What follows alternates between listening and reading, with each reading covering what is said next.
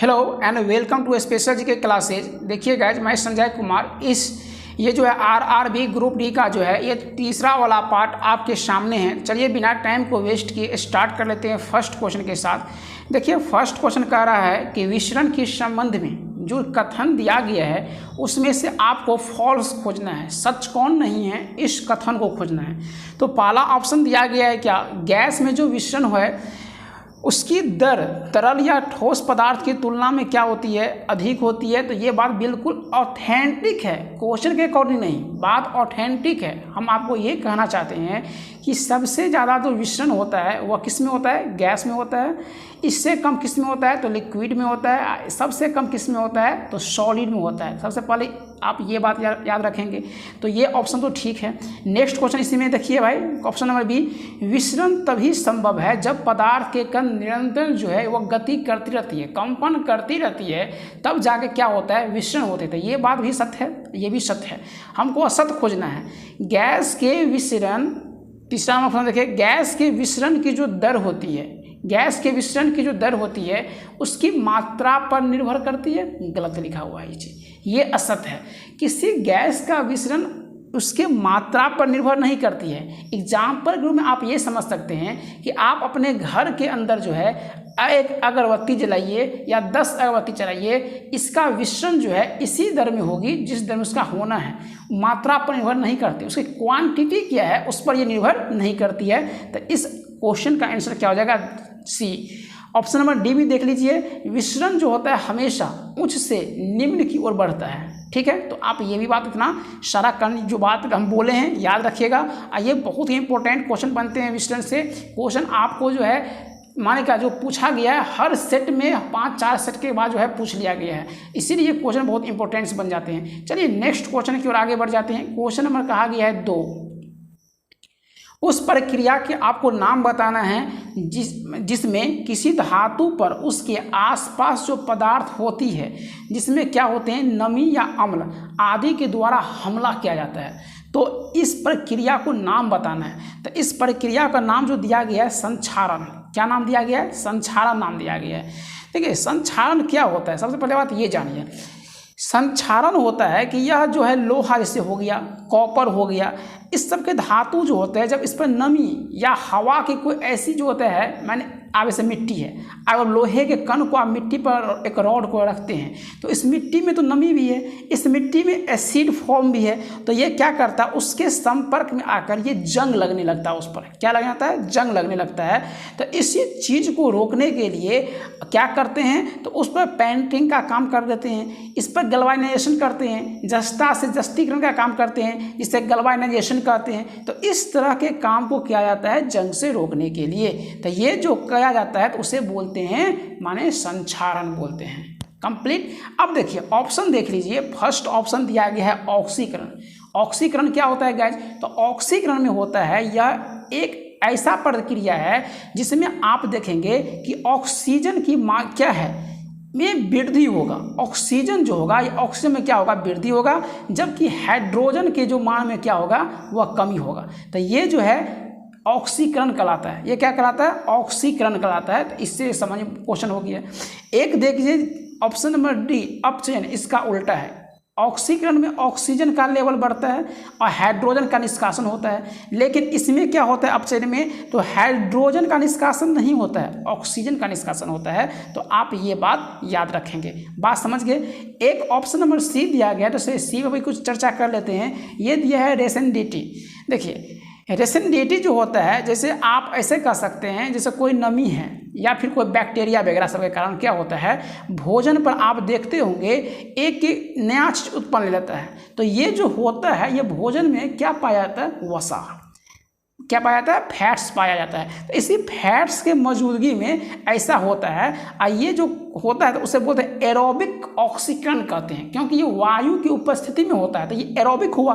तो आप उसको ऐसे भी याद रखेंगे कि ये जो रेसिडिटी हुआ, ये आपको भोज्य पदार्थ पर देखने को मिलेगा। क्यों मिलेगा, क्योंकि उसमें वसा की मात्रा पाई जाती है। यहाँ पर नमी, बैक्टीरिया इस पर हमला करते हैं। ठीक है, चलिए नेक्स्ट क्वेश्चन की ओर आगे बढ़ जाते हैं। क्वेश्चन नंबर दिया गया 3। क्वेश्चन नंबर 3 में कहा गया है कि शक्ति को किस रूप में आप परिभाषित करेंगे। बहुत आसान क्वेश्चन है। शक्ति को जो है हमेशा हम परिभाषित करते हैं, कार्य करने की दर को शक्ति कहते हैं। आप 10th में पढ़े होंगे, 9th में पढ़े होंगे। मानेगा ऊर्जा के जो हस्तांतरण की जो दर होती है, ऊर्जा जो एक फॉर्म से दूसरे फॉर्म में जो क्या होती है, इसका हस्तांतरण की जो एक क्या है रेट है, तो उसे क्या बोलते हैं, हम शक्ति कहते हैं। ठीक है, तो इतना सारा बात इसमें। देखिए एक क्वेश्चन आपसे ऐसा पूछा जा सकता है, यूनिट किया है तो उसे हम वाट में मापते हैं।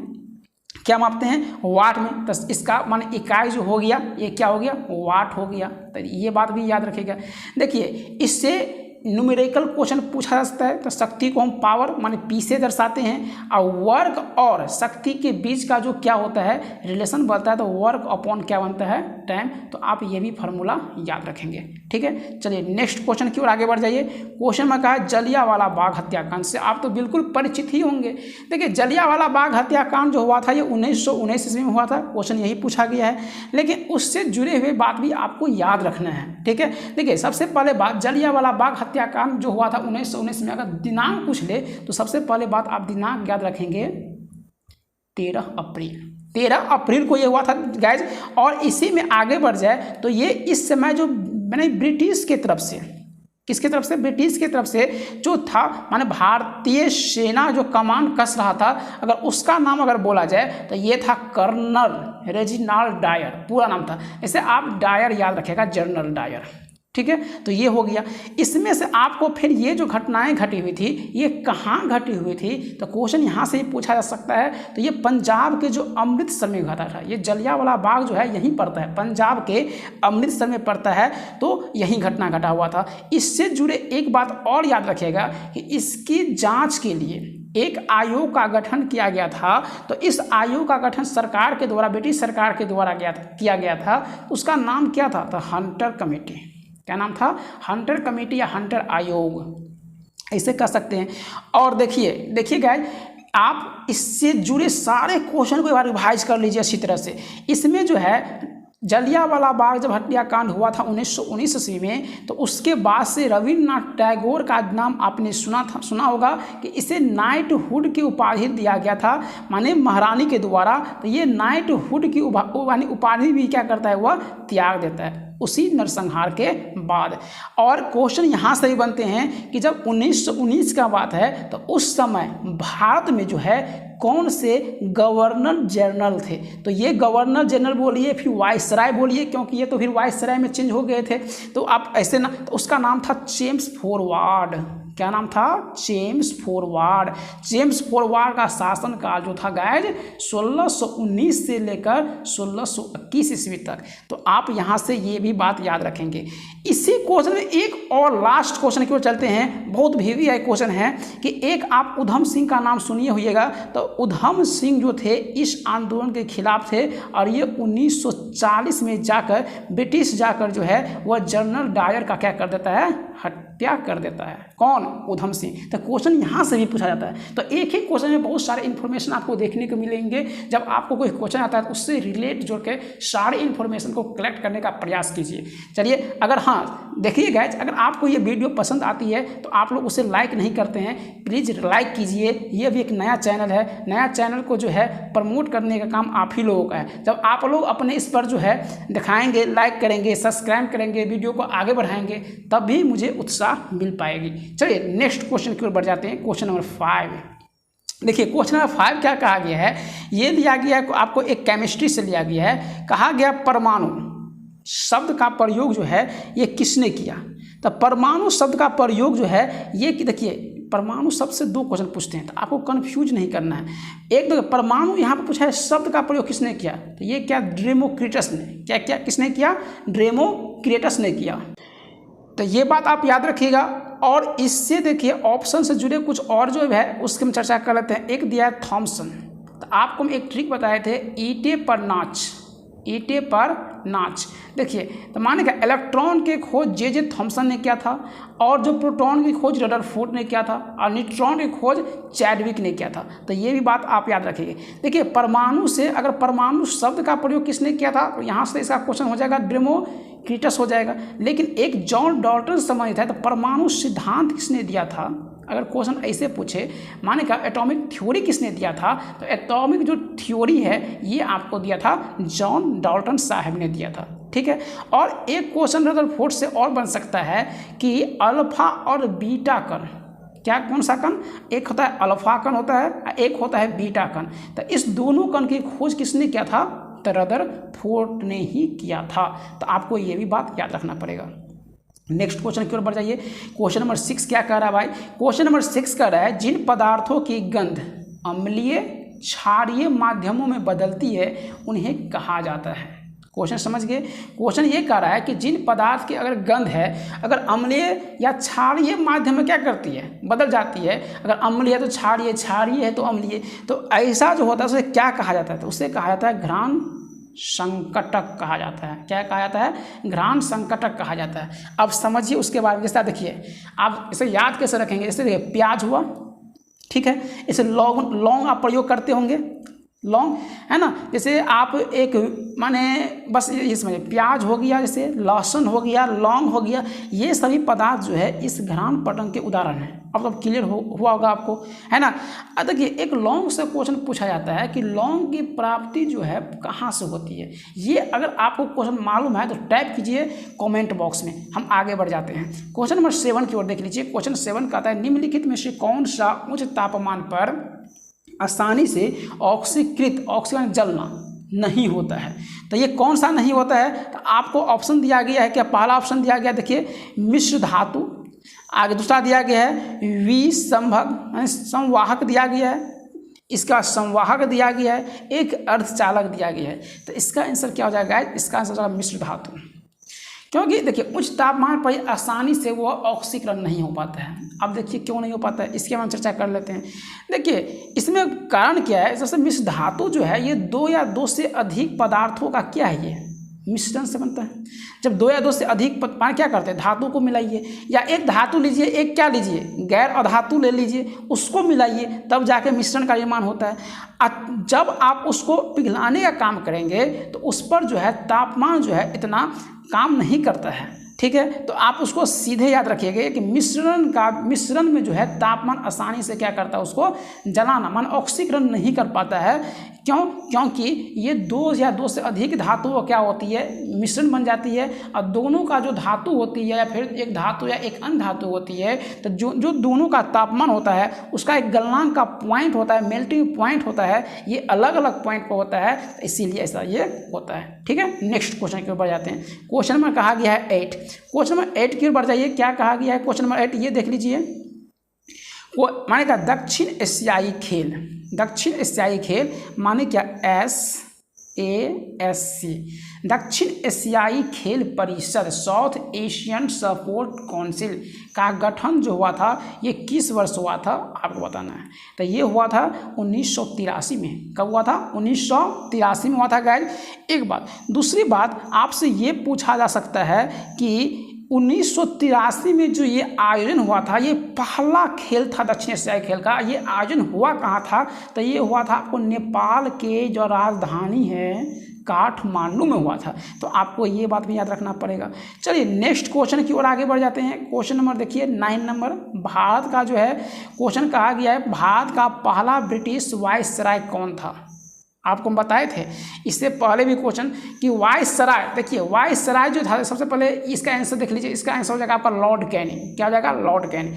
लॉर्ड कैनिंग का शासन कर रहा था 1856 से लेकर 1862 ईस्वी के बीच रहा था, जिसमें 1856 से लेकर 1858 तक, 56 से लेकर 58 तक ये भारत के गवर्नर जनरल रहे थे। अंतिम गवर्नर जनरल, क्वेश्चन यहाँ से पूछा जाता है कि भारत के अंतिम गवर्नर जनरल कौन थे, तो लॉर्ड कैनिंग। प्रथम वायसराय कौन थे, तो 58 के बाद ये फिर 4 साल के लिए बन जाते हैं वायसराय। प्रथम हो गए माने वायसराय और अंतिम क्या हो गए, गवर्नर जनरल। तो यहाँ से ये बात आप याद रखेंगे। 1857 की जो क्रांति हुई थी गाइज, है ना, जिसमें मंगल पांडे की अहम भूमिका है, ये क्रांति जो सिपाही विद्रोह के नाम से भी जानते हैं, ये उसी के शासनकाल में हुआ था। किसके शासनकाल में, तो लॉर्ड कैनिंग के शासनकाल में हुआ था। तो आपको ये बात भी यहाँ से याद रखनी होगी। चलिए नेक्स्ट क्वेश्चन की ओर आगे बढ़ जाइए गाइज। नेक्स्ट क्वेश्चन क्या है, हो गया। 10 नंबर क्वेश्चन देखिए, क्वेश्चन नंबर 10 में कहा गया है कि बल और विस्थापन का गुणनफल, बल जिसको फोर्स बोलते हैं, विस्थापन डिस्प्लेसमेंट, है ना। तो माने कि डिस्प्लेसमेंट क्या होता है, विस्थापन कहते हैं किसे, पहले ये जानिए।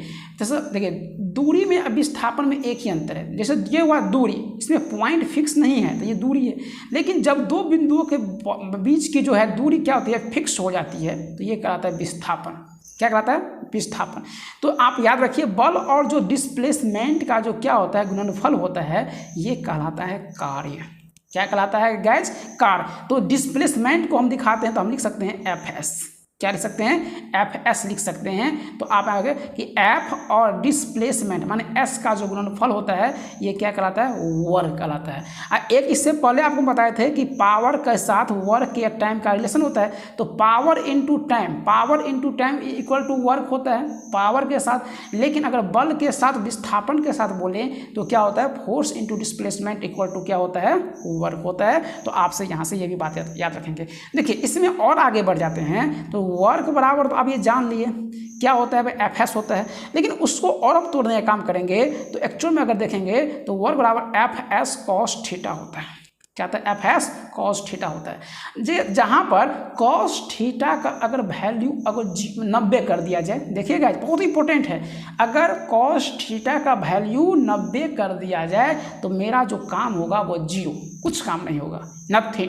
अब कैसे, क्योंकि आप जानते हैं कि cos थीटा का मान क्या होता है, 0। अगर आप बल कुछ भी लगा रहे हैं, इस पर डिस्प्लेसमेंट कुछ भी कर रहे हैं, लेकिन थीटा वैल्यू अगर आप 0 या 90 पुट करते हैं तो ये 0 बनाता है, तो क्या, नो एनी वर्क, कोई वर्क नहीं होगा। बात समझ गए। अब देखिए आगे बढ़, इसी में देखिए कार्य का मात्रक क्या होता है, कार्य का मात्रक होता है जूल, ये बात आप याद रखेंगे। देखिए दूसरा पॉइंट को क्लियर कर लेते हैं, वजन दिया गया है।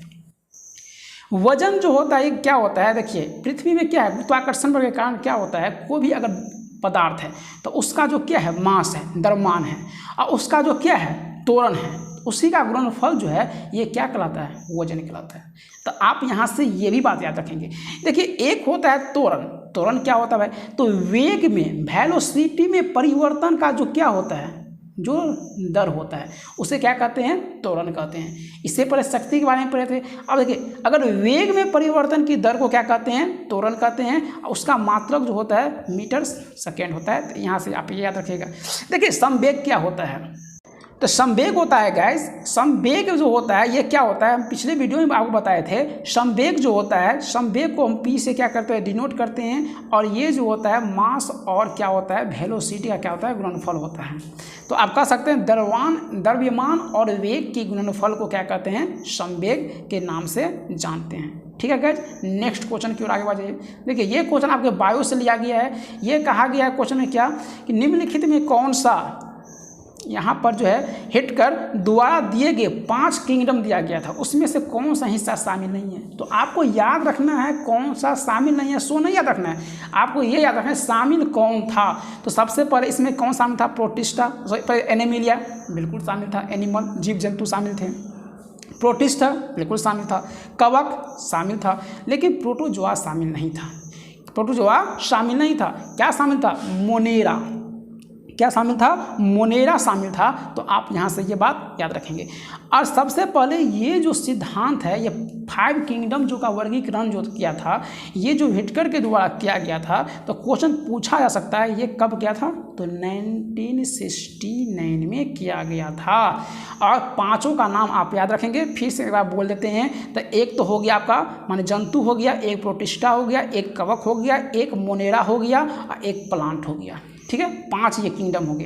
तो चलिए यहाँ से गाइस ये आप क्वेश्चन याद रखेंगे। नेक्स्ट क्वेश्चन की ओर आगे बढ़ जाइए। क्वेश्चन नंबर 12, क्वेश्चन नंबर 12 में क्या कह रहा है गाइस, ये देखिए कि किसी वस्तु को उसके फोकस और वक्रता केंद्र के बीच जो एक बिंदु पर अवतल दर्पण के सामने रखा जाता है तो बनने वाली छवि कैसे होती है। तो ये अवतल दर्पण के बारे में पूछा गया है। तो अवतल दर्पण का फिगर ये हो गया, देखिए हम ठीक से बनाते हैं। अवतल दर्पण का फिगर ये हो गया आपको, जिसमें क्या होता है, ये ऐसे वस्तु है। तो ये आपका हो गया चीज़ मैं ध्रुव हो गया, ये पी पॉइंट हो गया, ये आपका क्या हो गया भाई गैज फोकस हो गया, ये आपका कर्वेचर हो गया और ये आपका हो गया अनंत बिंदु हो गया। अगर वस्तु अनंत पर होगी तो वस्तु का प्रतिबिंब बनेगा, पर ये जान लीजिए कहाँ पर, फोकस पर। अगर वस्तु अनंत और कर्वेचर के बीच होगा तो उसका प्रतिबिंब बनेगा यहाँ पर, कर्वेचर और फोकस के बीच। अगर वस्तु कर्वेचर पर होगा तो यहाँ प्रतिबिंब कर्वेचर पर ही बनेगा। अगर वस्तु इस दोनों के बीच होगा तो इसका जो है माने ठीक उल्टा यहाँ पर बनेगा। वस्तु अगर फोकस होगा इसका प्रतिबिंब यहाँ पर बनेगा। ठीक है, याद करना बहुत आसान है। अगर वस्तु फोकस पर हो जाता है, ये बहुत इंपॉर्टेंट है, ये छठा पॉइंट, ये वस्तु अगर फोकस पर हो जाता है तो उसका प्रतिबिंब जो है दर्पण के पीछे बनेगा गाइज।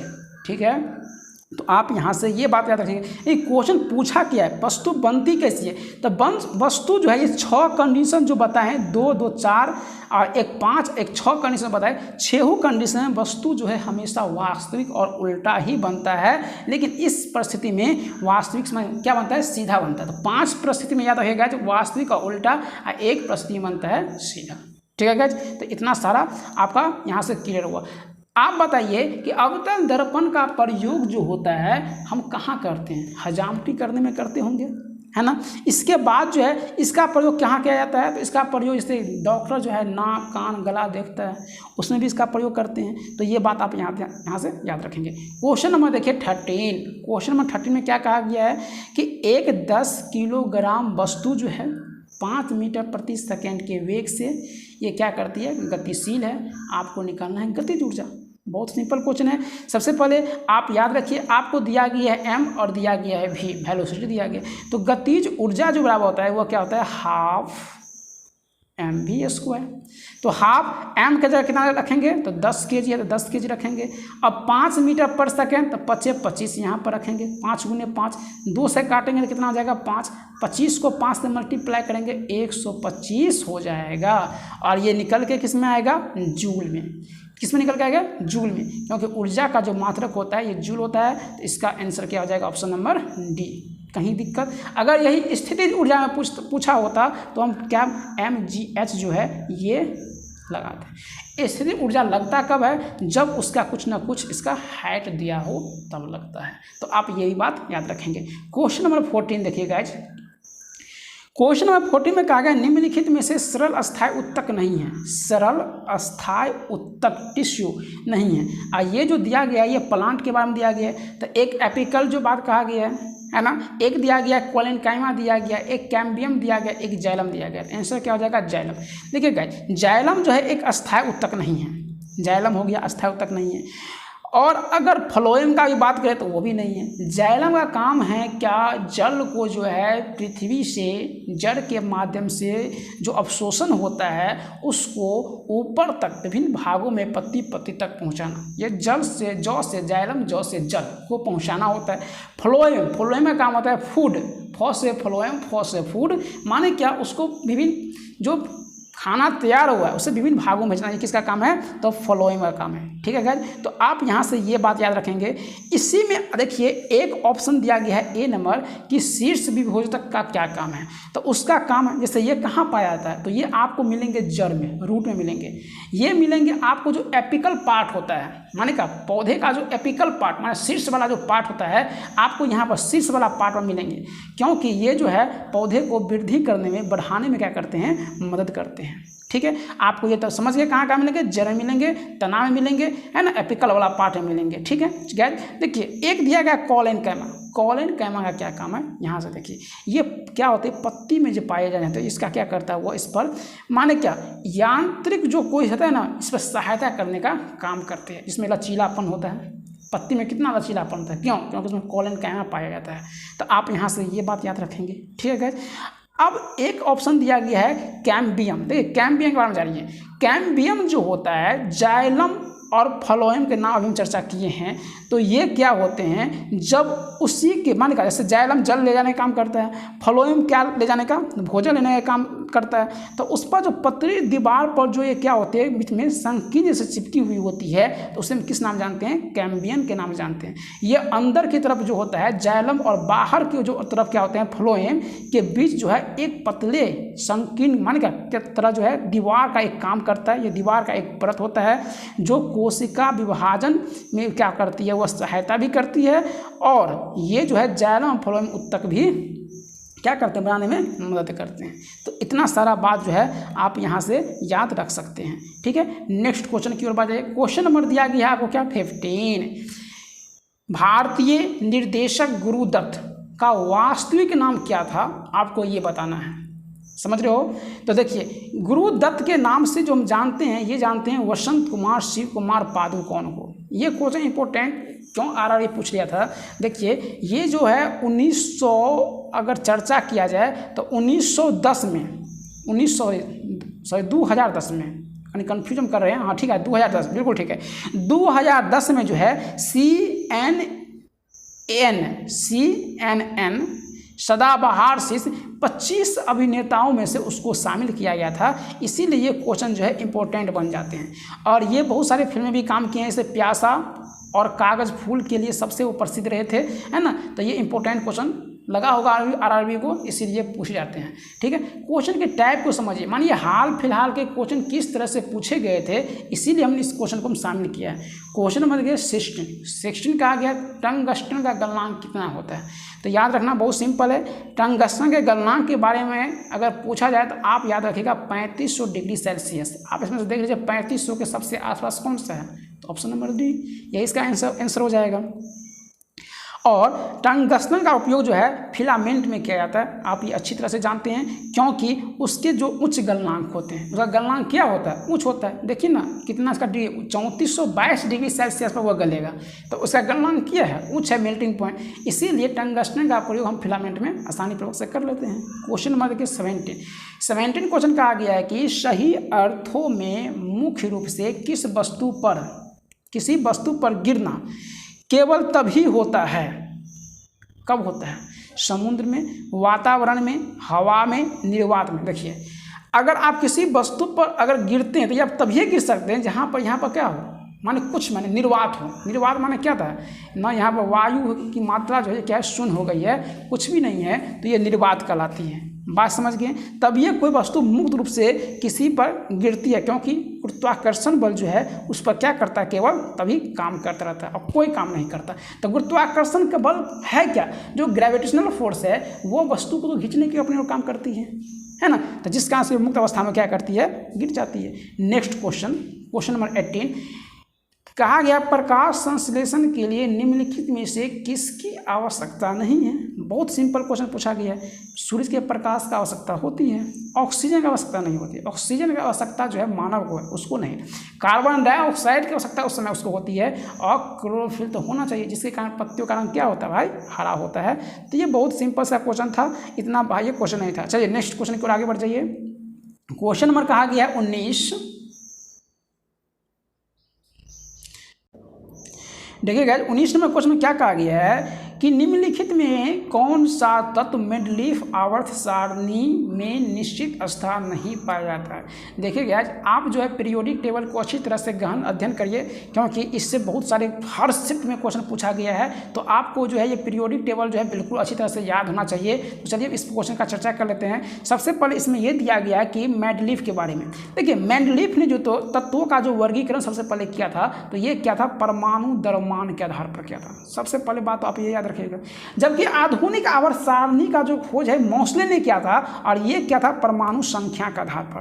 किसके आधार पर, परमाणु संख्या के आधार पर, है ना। तब मेडलीफ के द्वारा पूछा गया है कि माने कि उसमें जो आवर्त सारणी के आधार पर किया गया था, इसमें किस को कोई निश्चित स्थान नहीं दिया गया था गाइस।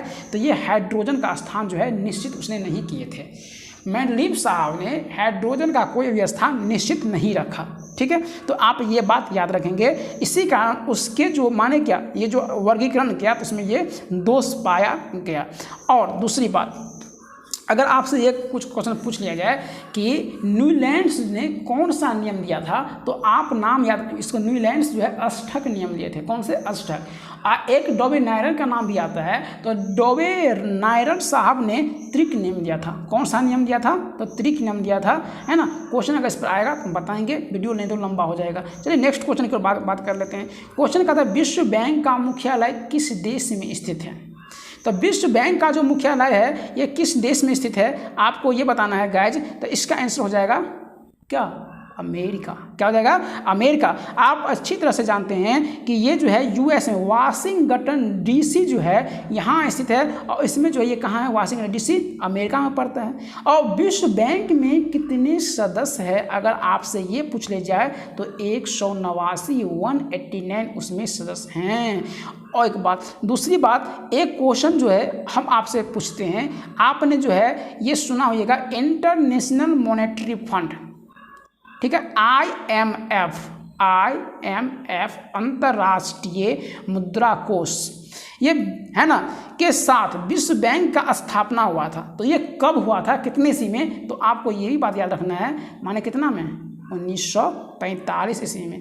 और IMF जो है इसका भी मुख्यालय अमेरिका की वाशिंगटन डीसी में ही है। तो यहाँ से इतना सारा पॉइंट क्लियर होता है गाइज। चलिए नेक्स्ट क्वेश्चन की ओर आगे बढ़ जाइए। क्वेश्चन नंबर कहा गया 21, यांत्रिक ऊर्जा डैश है, देखिए क्या है, पढ़ा दिया है कार्य करने की दर के बराबर, जी नहीं। यांत्रिक ऊर्जा दो ऊर्जाओं का ये क्या है? योग है, सम है। एक हो गया गतिज ऊर्जा, जिसको इससे पहले हम चर्चा किए थे, 12 MV²। एक होता है स्थित ऊर्जा माने MGH। इस दोनों ऊर्जा को अगर हम जोड़ते हैं तो निकल के आता है यान्त्रिक ऊर्जा निकल के आता है, ठीक है। तो कैनेटिक एनर्जी और प्लस क्या पोटेंशियल एनर्जी इक्वल टू क्या होता है? दोनों का सम, तो होता है ये यांत्रिक ऊर्जा होता है। अब पोटेंशियल और कैनेटिक एनर्जी के बारे में हम पीछे चर्चा कर चुके हैं। नेक्स्ट क्वेश्चन के बारे में देखिए। क्वेश्चन नंबर कहा गया आपको क्या चीज़, ये दिया गया 22 क्वेश्चन। देखिए ये न्यूमेरिकल क्वेश्चन भाई, इसमें ये कहा गया है कि 1 किलोग्राम वस्तु अगर 30 मीटर ऊंचाई से जमीन पर गिरती है तो आकर्षण बल द्वारा किया जाने वाला कार्य क्या है? बिल्कुल, अभी जो पढ़े हैं यांत्रिक ऊर्जा दो तरह का होता है, इसमें से ये स्थितिज ऊर्जा के, क्योंकि इसमें ऊंचाई दिया गया है, तो ऊंचाई दिया गया है तो इसमें आप डायरेक्टली फार्मूला लगाइए ना, MGH। तो आपको M 1 दिया गया है, G का मान नहीं कुछ दिया गया है, तो ये आपको इंस्ट्रक्शन दिया रहेगा 9.8 न्यूटन होता है, या नहीं तो 10 लीजिए, 10, H का मान तो दिया हुआ है 3, तो कितना हो गया? 30 joule. Option number C answer. कितना आसान क्वेश्चन था। नेक्स्ट क्वेश्चन की ओर आगे बढ़िए गाइज। क्वेश्चन नंबर दिया है 23। देखिए ये क्वेश्चन बताएं, आ गया, बताया गया क्वेश्चन में क्या चीज, न्यूलैंड का अस्थक नियम। क्वेश्चन ऐसे ही पूछता है, अस्थक नियम किसके द्वारा दिया गया है? तो अस्थक जो नियम है ये न्यूलैंड्स के द्वारा दिया गया है। लेकिन क्वेश्चन यहाँ पर पूछा क्या है, ये देखिए क्वेश्चन ये पूछ लिया गया है कि न्यूलैंड्स के अस्थक नियम केवल कहाँ तक लागू हुआ था। उसमें भी तो दोष पाया गया था, क्योंकि वे भी तो परमाणु द्रव्यमान के आधार पर भी उसने सजाए थे। उसने ये कहा था कि जो पहला तत्व को हम रखते हैं और ठीक उसके हम 8वें तत्व को रखते हैं, तो ये प्रथम जो तत्व है ये 8वें तत्व के बिल्कुल समान गुण के होंगे, उसने ये बताया था। क्वेश्चन समझ के बाद न्यूलैंड साहब ने ये कहा था गाइज कि प्रथम जो हम तत्व रखते हैं इस वर्गीकरण में, सारणी में, और ये जो हम 8वें तत्व रखते हैं, तो ये ये 8वां वाला जो तत्व होगा ये पहले वाले तत्व के गुण के बिल्कुल समान होंगे। समझ गए गाइज। लेकिन ये जो है जाते जाते ये कैल्शियम पर जो है ये नियम लागू नहीं हो पाया। कहाँ पर? कैल्शियम पर ये नियम लागू नहीं हो पाया। इसका आंसर यही हो जाएगा, क्या हो जाएगा? कैल्शियम। बात समझ गए। तो ये क्वेश्चन जो है आपको इसीलिए हम बोले कि आपको पीरियोडिक टेबल अच्छी तरह से आपको माने का पढ़ लेना चाहिए। अगर पढ़े हुए हैं तो उसको रिवाइज कर लीजिए, आपके लिए अच्छा रहेगा। चलिए नेक्स्ट क्वेश्चन की ओर आगे बढ़ जाते हैं। निम्नलिखित में से कौन भारत का सबसे नया पर्वत है? तो सबसे नया पर्वत है जिसे वलित पर्वत के नाम से भी जानते हैं, हिमालय। हिमालय जो है भारत का सबसे नवीनतम पर्वत है, जिसे फोल्ड माउंटेन के नाम से जानते हैं, जिसे वलित माउंटेन के नाम से भी आप जानते हैं। समझ गए। देखिए जहाँ हिमालय पर्वत है वहाँ पहले कौन सा सागर पहले वहाँ हुआ करता था, उस सागर का आपको नाम बताना है। तो हुआ करता था, ये पूछा एग्जाम में, तेथिस। कौन सा सागर? तेथिस सागर।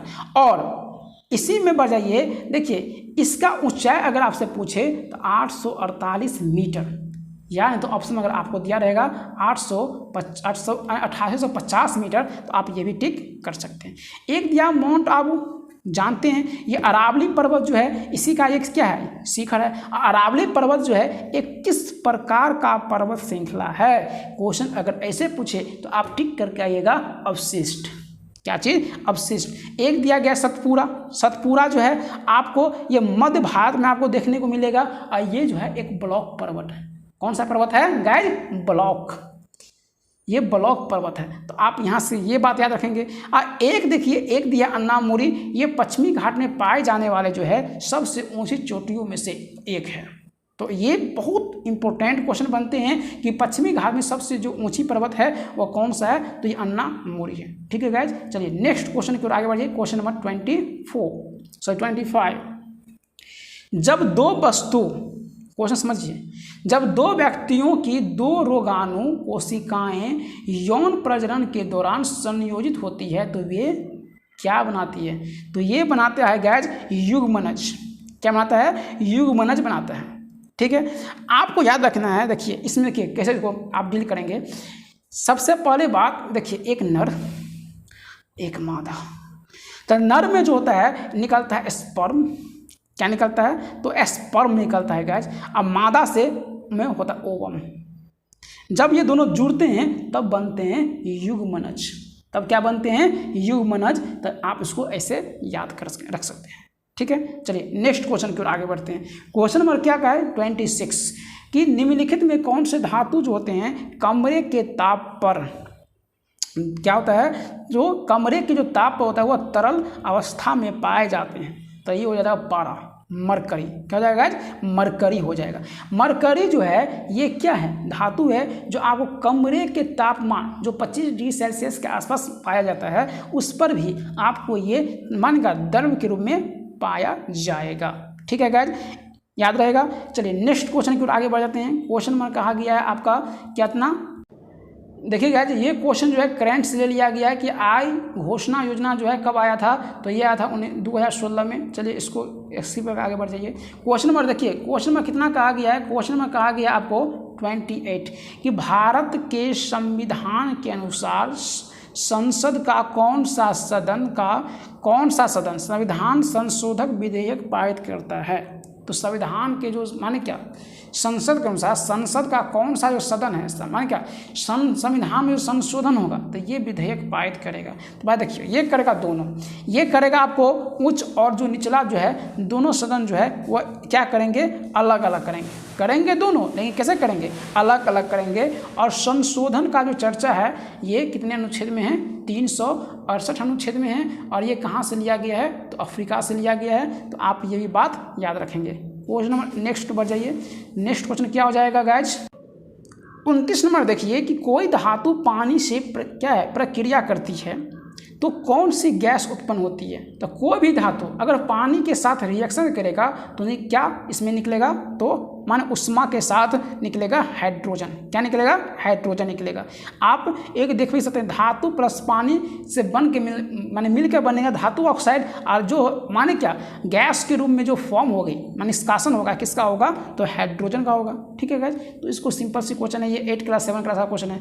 चलिए क्वेश्चन नंबर देखिए 30, कोई वस्तु को विरामा अवस्था में गति करना शुरू करती है, ठीक है, 2 सेकेंड में 5 मीटर प्रति सेकेंड की गति प्राप्त कर उसका त्वरण क्या होगा? तो आपको बताना है तो त्वरण। तो त्वरण के बारे में हम चर्चा किए थे। त्वरण जो होता है ये होता क्या है? तो ये त्वरण का आप लिख सकते हैं क्या चीज़? देखिए इसमें हम निकालेंगे हमको दिया क्या गया है। तो सबसे पहले इसमें हमको दिया गया है आपको मान के 2 सेकेंड माने कुछ टाइम दिया गया है, और एक दिया गया है आपको माने क्या टी। तो एक रिलेशन जोड़िए, तो रिलेशन जोड़ेंगे क्या चीज़ माने v बराबर क्या हुआ u प्लस ए टी, इसमें रिलेशन। तो यहाँ से ए क्या है? एक्सेलरेशन है, त्वरण है, निकल जाएगा। देखिए अगर आपको यहाँ पर ये दिया गया अंतिम वेग तो ये हुआ v, तो इसका वैल्यू 5। u नहीं दिया गया है प्रारंभिक वेग तो 0 मानिए। क्या मानिए? 0। a तो a, 2 सेकेंड तो 2 सेकेंड। 5 में से 0 घटाएंगे तो 5 बचेगा।